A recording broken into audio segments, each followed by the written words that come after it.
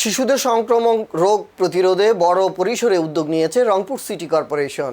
নগরীর ৩৩টি ওয়ার্ডে সোমবার থেকে শুরু হচ্ছে মাসব্যাপী হাম রুবেলা টিকাদান কর্মসূচি। রোববার ১৯ এপ্রিল সিটি কর্পোরেশনে আয়োজিত এক সংবাদ সম্মেলনে এই কর্মসূচির বিস্তারিত তুলে ধরেন প্রশাসক মাহফুজুন নবী চৌধুরী ডন। গত ১৭ মে দায়িত্ব গ্রহণ করেছি এবং এই দায়িত্ব গ্রহণ করার পরে ১৬ মার্চ দায়িত্ব গ্রহণ করেছি। তো করার পরে পবিত্র ঈদুল ফিতরের বন্ধ ছিল। তারপরে আমি এখনও আসলে ৮ কি ৯ কার্য দিবস আমি এই প্রশাসকের দায়িত্ব পালন করছি।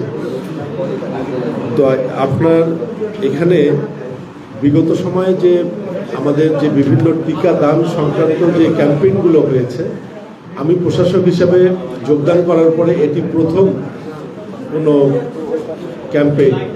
তো সেই দিক থেকে আমি প্রিয় সাংবাদিক ভাই বোনদের প্রতি বিশেষভাবে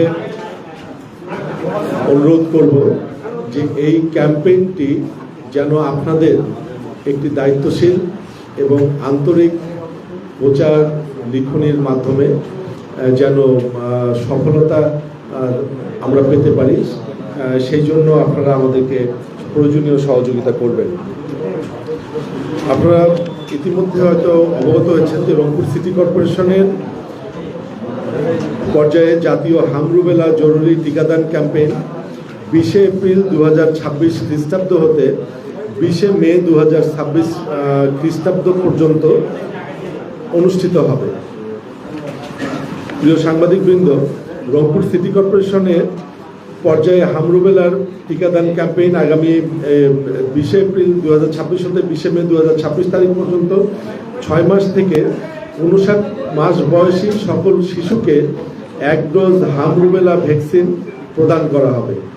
রংপুর সিটি কর্পোরেশন পর্যায়ে ৩৩টি ওয়ার্ডে ২৮০টি টিকাদান কেন্দ্রে সকাল ৮টা হতে বিকাল ৪টা পর্যন্ত মোট ১৪ দিন ক্যাম্পেইনের মাধ্যমে টিকাদান কার্যক্রমটি পরিচালিত হবে।